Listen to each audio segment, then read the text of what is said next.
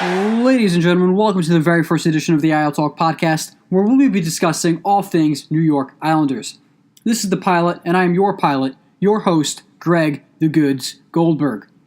So let's just jump right in and take a look at the season that the New York Islanders had.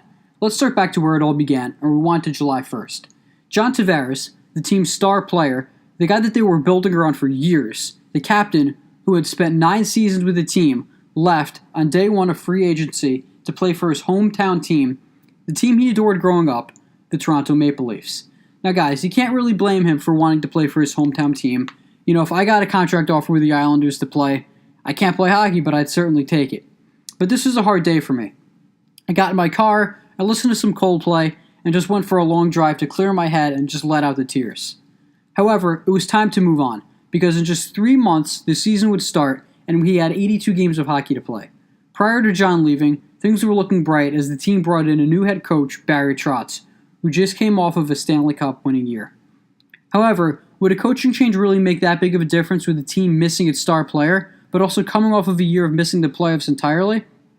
Many experts and analysts expected us to finish at the bottom of the standings, with no chance at all of us making the playoffs.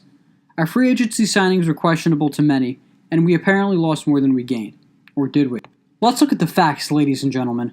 Last year, our beloved Islanders finished with a record of 35 wins, 37 losses, and 10 overtime losses, totaling to just 80 points, not getting us anywhere near the playoffs. Our record this year? It had to be way worse, right? Wrong. At the end of the 2018-2019 regular season, the Isles finished with a record of 48 wins, 27 losses, and 7 overtime losses, totaling 103 points and finishing second in the Metropolitan Division, just trailing the Washington Capitals, the Stanley Cup champions, by 1 point.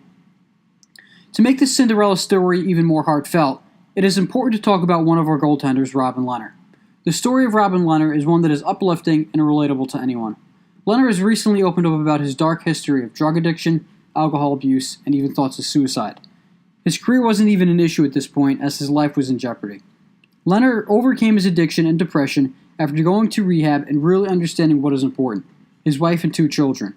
Robin Lehner was ready to play hockey again and make a splash in the league, but not many teams wanted to give him a chance, but the Islanders did, and he took the league by storm. Lehner had an outstanding year, receiving support not only from the players but the fans as well. Seeing him smile and do what he does best, play hockey, is a heartwarming story. Lehner and Thomas Greiss, our other netminder, finished the season winning the William M. Jennings Trophy, which is an annual NHL award given to the goaltenders having played a minimum of 25 games for a team with the fewest goals scored against it. However, we now look forward to April 10th, where the quest for Lord Stanley's Cup begins. The New York Islanders will take on Sidney Crosby and the Pittsburgh Penguins live at Nassau Coliseum, my little home away from home, for Game 1 of Round 1. But what is it that led this team this far? Is it new coaching? Is it outstanding goaltending and the team finally gelling? Or did the departure of John Tavares light a fire under everybody? Needless to say, the New York Islanders exceeded everyone's expectations. We're the underdogs that have never and will never lose hope, and I'd have it no other way. But that's going to be it for today, you guys. Make sure you tune in next week for a full Game 1 analysis and much more brought to you by yours truly. And with that being said, Greg the Goods Goldberg has left the building.